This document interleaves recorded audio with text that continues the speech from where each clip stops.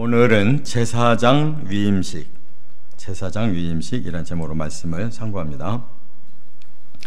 우리가 지금 레위기를 했는데 이 7장까지가 제사에 대한 그 하나님의 그 법을 말씀했습니다. 그래서 제사는 5종류가 있다고 그랬어요. 번제, 소제, 화목제, 속죄제, 속건제, 이렇게 일반적으로 5가지 이 제사를, 이제 번제 같은 경우는 상번제라고 그래서 제사장이 백성들을 위해서 저녁에 제사를 한 번 드리고 그 이튿날 아침에 한 번 드리고, 이렇게 하루에 2번씩. 이스라엘 사람들은 저녁부터 하루가 시작되기 때문에 저녁 제사 드리고 밤새도록 그 제물 그대로 두었다가 아침에 정리하고 다시 한번 또 드리는 거예요. 이것을 평생 이제 그 번제를 드리는 것은 바로 우리가 일상 새벽기도 하는 것과 똑같은 것입니다. 그렇기 때문에 번제, 소제, 또 화목제, 이것은 이제 일반 백성들은 이제 원할 때 하는 거고, 제사장은 이제 항상 하는 거고, 그리고 속죄제와 속건제는 이제 죄를 졌을 때 깨달으면 바로 이건 하도록, 그래야만 이제 하나님의 백성으로 항상 거룩하게 살 수 있는 자격이 부여되는 의무제라고 그랬어요. 그런데 이제 갑자기 8장부터 10장까지는 제사장 위임식이 나오거든요. 아니 왜 이렇게 뭐가 좀 왔다 갔다 하나 하는 느낌이 드는데, 이 성경은 전체 66권이 조금 이렇게 왔다 갔다 하는 게 있어요. 그래서 시편도 우리가 150편까지 있는데 지금 주일 낮에 37편 지금 하고 있는데, 그 역사적인 순서로 보면 좀 왔다 갔다 하거든요. 그 이유는 하나님의 뜻의 말씀과 역사 순서의 말씀은 좀 다르다는 거. 그래서 우리가 그냥 하나님이 이렇게 말씀하시는 대로 그 뜻을 따라가는 것도 괜찮아요. 뭐 우리나라 책에도 보면 뜻으로 푸른 한국사도 있고 그냥 역사적인 한국사도 있는 것처럼, 성경도 그렇게 하나님의 뜻이 이렇게 뭔가를 말씀하고자 하는 순서대로 이렇게 성경은 지금 되어 있기 때문에. 그런데 제사장 위임식은 이미 출애굽기에서 하나님이 성막 설계도를 주시면서 제사장 위임식 하라고, 요렇게 해라라고까지 말씀해 놨어요.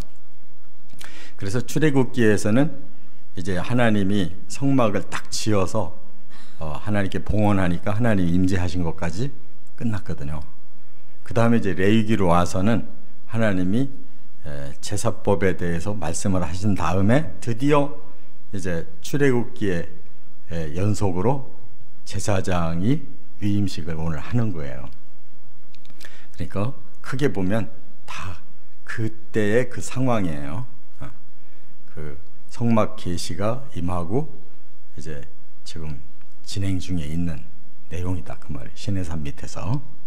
그런데 이 제사장 위임식을 하나님이 8장부터 10장까지 말씀하실 때 이제 뭐가 중요하냐를 깨달아야 되는데, 그 시대에 이제 하나님을 만나는 유일한 자들이 제사장이에요.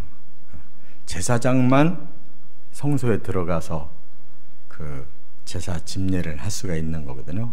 그 중에 대제사장이 딱 한 명씩만 있는 거예요. 그래서 앞에 대제사장이 평생 일하다가 죽으면 그 다음 한 사람을 뽑아서 대제사장이 이어가는 거란 말이에요.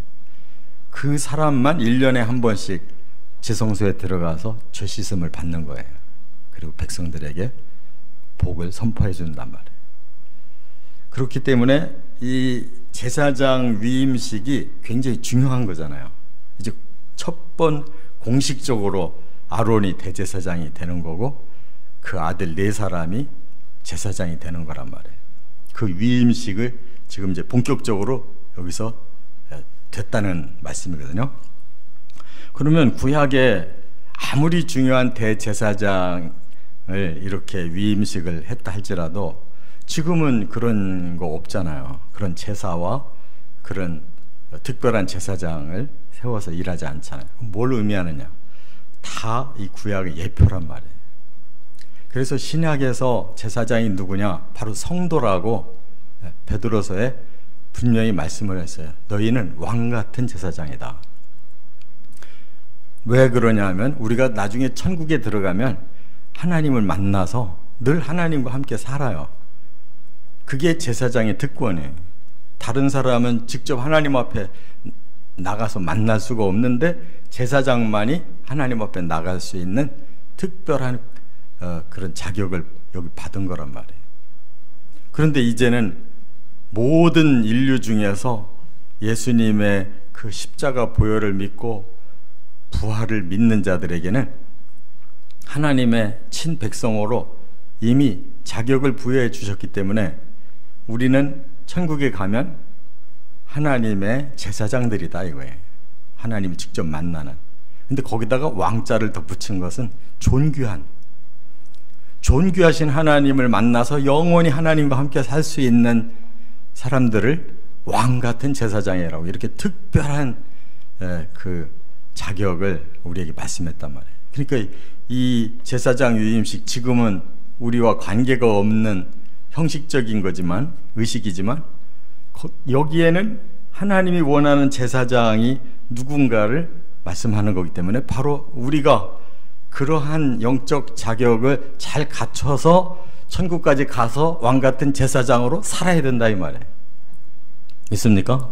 그러니까 이게 죽은 말씀이 아니고 예표로 주셨던 말씀이 이제는 실체가 되어가는 과정이니까 우리가 이 제사장이 우리가 된다면 어떤 자세로 하나님 앞에 서야 될 건가가 깨달아져야 된다 그 말이에요. 그래서 이제 오늘 이 36절까지 긴 말씀을 좀 잘 함축해서 과연 우리는 하나님이 어떤 제사장이 되기를 원하시는지를 깨달아야 됩니다. 첫째는 1절부터 13절에는 하나님 앞에 서기 위해 거룩이 필요하다는 첫째 조건을 하나님이 말씀하고 있어요. 일단 하나님을 만나려면 거룩한 존재로 변화돼야 만나지 그냥은 안 된다는 거예요. 그래서 하신 일이 뭐냐? 이 세 가지를 하셨는데 물로 씻어라. 그래서 물두멍에서 물로 씻고 두 번째 예복을 입어라. 그래서 제사장은 제사장 예복을 대제사장은 대제사장 예복을 입었단 말이에요. 그 사람들에게만 특별히 주시는 거예요. 그 다음에 관유를 발라라. 하나님이 제조법을 만들어서 주신 그 관유 기름 그것을 제사장도 또 모든 제사장이 사용해야 하는 기구에도 다 바르라고 했단 말이에요. 그것이 뭘 의미하는 거냐 하면 바로 씻음이라는 것은 바로 우리의 죄를 씻는 거예요. 그래서 우리의 내면에 하나님 앞에 서려면 죄를 씻어서 없애야 되는 거예요. 이것이 곧 신약에서 예수님이 말씀하신 회개라는 거예요. 회개. 회개하면 하나님이 우리 죄를 씻어서 죄와 그 책벌을 없애주신다는 거예요. 그러니까 죄와 저주가 풀려야 하나님 앞에 설 수 있는 거예요. 그렇기 때문에 우리 그리스도인들의 관문은 바로 죄 씻음부터 시작합니다. 그 죄 씻음은 예수님이 이미 죄값을 치러 놓으신 그 십자가를 믿고 죄값이 치러진 자는 그 벌이 다 저주가 풀리는 부활이 바로 우리에게 주어지기 때문에 십자가의 복음, 부활의 복음을 믿는 사람이 씻음 받은 사람이에요. 할렐루야. 또 하나 예복 입으라고 그랬는데 이것도 앞에서 성막 설계도 주실 때 예복 설계도 주셔서 그대로 다 만들어 놨는데 오늘 처음으로 입는 거다 이 말이에요. 그러면 이건 뭘 말을 의미하느냐? 사람의 속은 더러운 사람이에요. 그렇죠? 죄인이고 저주받은 몸을 가지고 있잖아요. 근데 하나님이 특별히 그 모든 걸 다 덮어줄게.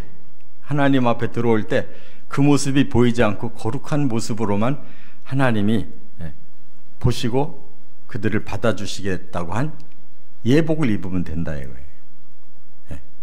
그 예복이 다 의미하는 바가 있지만 중요한 건 그 예복을 입으면 하나님의 성전 안으로 들어와도 아무 해를 받지 않고 하나님이 같이 다 받아들여 주신다. 이걸 신약에서 예수님이 비유로 말씀했잖아요. 어떤 임금이 잔치를 열었는데 사람들을 오라고 해도 안 와. 다 뭐 나 바쁘다 할 일 많다 안 와. 그래서 그냥 누구든지 그냥 데리고 들어와라 그랬더니 한 사람에게 꽂혔는데 임금이 화가 난 거예요. 다 들어올 때 예복을 다 입혀줬는데 한 사람은 아유 나 이런 거 필요 없어 하고 벗어 제끼고 안 입고 들어왔다는 거예요. 그 사람을 쫓겨났단 말이에요.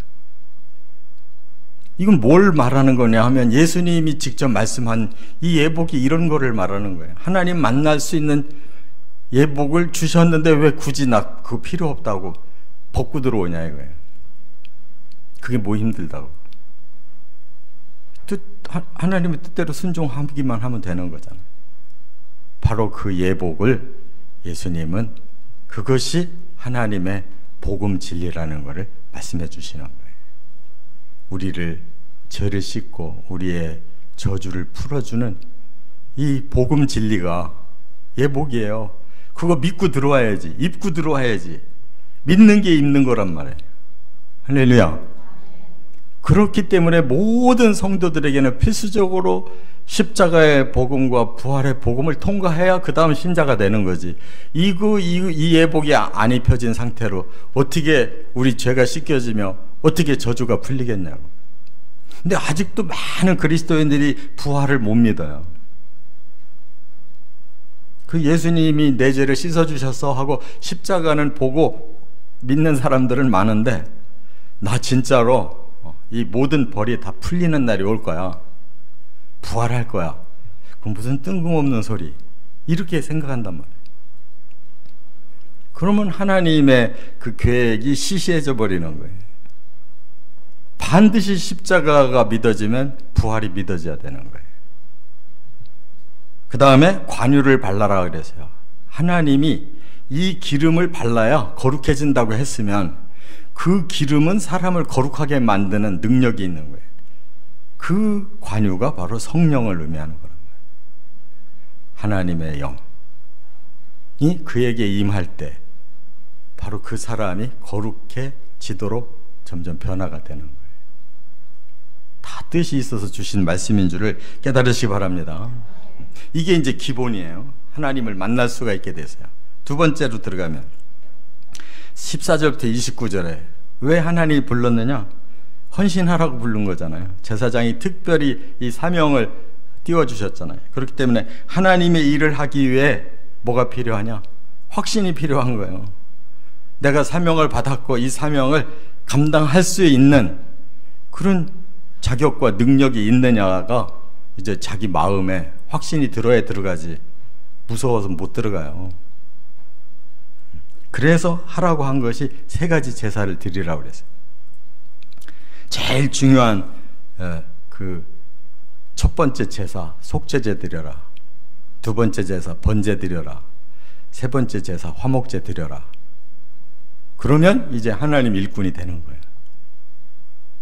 그 속죄제는 아까 물두멍에서 씻으라고 했는데 다시 한번 하나님께서 그 죄의 사함에 대한 확신을 넣어주는 것이 속죄제란 말이에요. 실제로 이 숫송아지를 잡아서 이 제사장들을 위해서 손을 얹고 하나님 이 짐승을 통해서 제 죄를 고백하오니 이 짐승의 제물을 통해 제 죄를 용서해 주십시오 라고 하는 분명한 죄값을 사함받는 이 퍼포먼스를 실천하게 하는 거예요. 얼마나 실감나겠어요. 이렇게 해서 영문 밖에다가 그 짐승의 시체를 가지고 나가서 다 태우기까지 바로 이 제사장들은 바로 내 죄가 저렇게 해결됐구나 라고 확신하게 하는 거란 말이에요. 그 다음에 번제를 드려요. 이제 오직 제가 이 일을 하는 것은 하나님이 주신 고귀한 사명을 감당하는 일인데 충성을 다하겠습니다라고 번제 드렸단 말이에요. 그냥 짐승을 잡아서 각을 떠서 막 펼쳐놓고 하나님 앞에 불태워 올렸어요. 제가 이렇게 하나님 앞에 헌신하겠습니다. 확신이 생겨야 되는 거잖아요. 잘못하면 죽는 거란 말이에요. 그 다음에 화목제라는 게 뭐예요? 이전까지는 하나님이 무서워서 못 들어갔는데 이제는 하나님이 부르면 언제든지 기쁨으로 들어가서 하나님과의 관계를 친밀하게 할 자신이 있는 거예요. 확신이 생긴 거예요. 그래야 들어가지. 그래서 화목제를 드리게 한 거란 말이에요. 예, 제사장이 바로 그 직분의 사명을 감당할 만한 자격을 하나님은 속죄제를 번제를 화목제를 통해서 확신을 갖게 했단 말이에요. 믿습니까? 우리가 하나님 일꾼 되는 건 내 욕심으로 되는 게 아니에요. 내 의욕으로 되는 게 아니에요. 사람 의욕으로 하려고 그러면 처음에 신났다가 조금 있으면 무거운 짐이 지워지니까 그때부터는 막 헤매고 이거 뭐 직분을 감당해야 되냐 마냐, 또 잘못하면 그 직분 가지고 자기 생각으로 이러쿵 저러쿵 하다가 오히려 복이 저주로 바뀔 수가 있잖아요. 그렇기 때문에 우리는 반드시 하나님의 그 뜻에 의한 사명감을 깨닫고 내 마음속에 그 증거를 가지고 있는 확신을 가지고 일해야 된다. 세 번째, 30절부터 36절에 또 하나 하나님이 가장 중요한 거를 이제 말씀했는데 우리가 읽었어요. 뭐냐? 하나님이 일꾼이 되기 위해서는 영성 훈련이 필요하다는 거예요. 영성 훈련. 그래서 여기 30절부터 36절에 영성 훈련을 시키는 방법을 또 세 가지로 하셨어요. 그러니까 굉장히 하나님 치밀하신 분이에요. 이 사람들을 완전히 그냥 사로잡아서 하나님을 만나서 하나님의 일을 하도록 백성들에게는 온전히 하나님의 중보자로서 백성들의 죄를 싹 해결해주고 백성들에게 모든 복을 다 임하게 해주는 일꾼으로, 완벽한 일꾼으로 쓰시려고 이렇게 세 가지 훈련했어요. 30절에 보면 그들에게 두 가지를 뿌리라고 그랬는데 너 제단에서 흘린 그 피를 너희들에게도 뿌려라.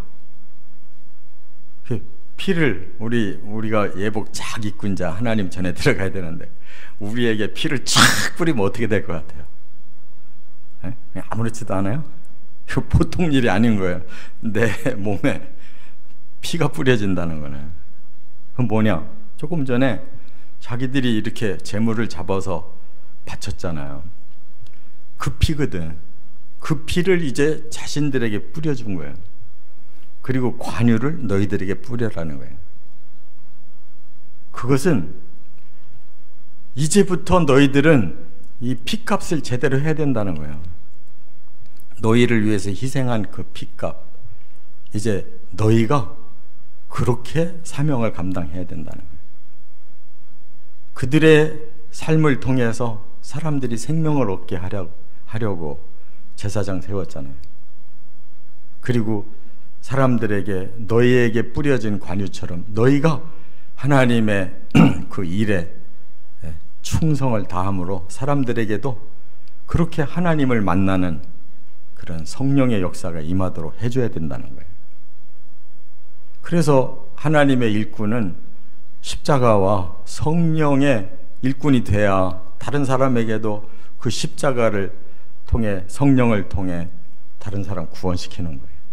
자신이 먼저 뿌림을 받아야 된단 말이에요. 할렐루야. 그 다음에 먹으라 그랬어요. 뭐를? 그 제물에서 남은 고기를 먹으라 그래요. 화목제를 드리고는 그 고기를 나눠 먹게 돼 있거든요. 그게 성찬이에요. 성찬. 예수님이 제자들에게 분명히 그랬잖아요. 너 이 떡 먹어. 내가 너희를 위해서 찢기는 살이야. 아, 그거 뭐 맛으로 먹어요? 예수님이 우리를 구원시키려고 찢기는 살을 지금 받아 먹으려 했는데 그게 맛으로 먹는 거냐? 그리고 또 여기 본문에 보면 떡도, 이 떡이 어떤 떡이에요? 하나님 제단에 바쳐진 떡이잖아요. 뭐 맛있어서 먹어요? 그 일주일 동안 그 안에서 머물러 있어야 되거든. 그 나온 떡을 먹는 거예요. 제사장이 먹어. 지금 오늘 첫 번 먹는 거란 말이에요. 그러면 이건 뭘 말하냐 이거예요. 응?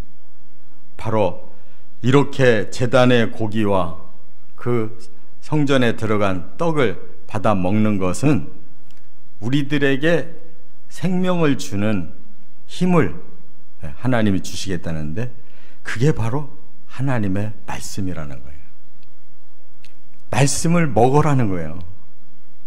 그래서 내 안에 하나님의 진리로 충만해야 우리의 영성이 길러지는 거지, 말씀 없이 어떻게 영성이 길러지냐고. 믿습니까? 하나님 말씀은 내가 사느냐 죽느냐 하는 영의 양식이란 말이에요. 영의 양식을 덮어버리고 어떻게 뭘로 채우고 살겠어요? 이거 열고 양식을 이 안에서 얻어야지. 또 하나, 거하라 그랬어요. 어디에? 너희들은 이 성막에서 일주일 동안 머물러 있어야 돼. 너희들 집에 못 가.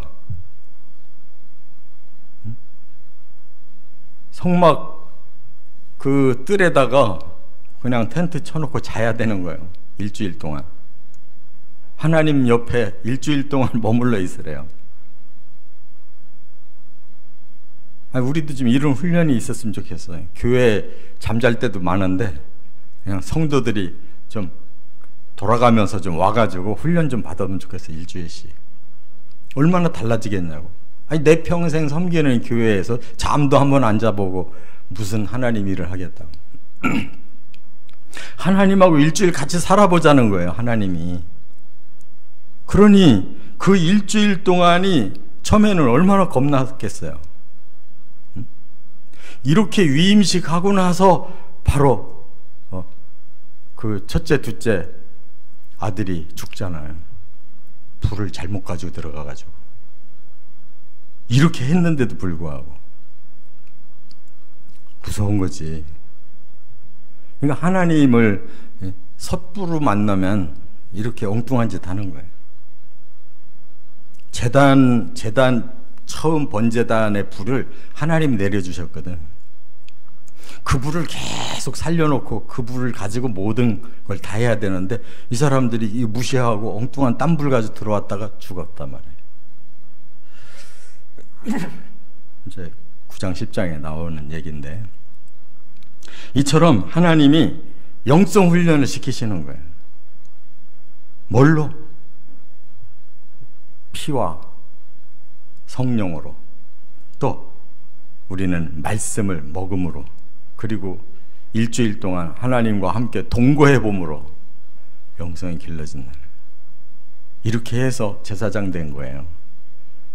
근데 바로 또 자기들이 첫 번째 제사 드리다 죽었으니 이 얼마나 중요한 것이기에 이렇게 하나님이 그냥 아주 첫 번부터 그들을 세게 다루시는 걸 볼 수가 있잖아요. 그러니까 우리가 예수 믿고 천국 가는 거 그냥 저절로 가는 게 아니에요. 이 세상에서도 뭐 귀한 거 얻으려면 인생을 걸고 살아도 될까 말까 하는데, 천국을 가겠다는 사람이 우리 인생을 성경의 진리대로 걸지 않고 어떻게 가겠냐고. 그렇게 시시한 천국이라면 뭘 갈 필요가 있냐고. 그러니까 믿으려면 제대로 믿고, 그렇지 않으면 세속이라도 좀 누리고 죽어야지. 신자들이 이것도 못하고 저것도 못하고 빌빌거리다가 죽으면 아무것도 안 되는 거예요. 우리는 바로 이런 하나님의 영성을 우리의 마음에 깊이 품고 한 길을 가시기를 주의 이름으로 축원합니다.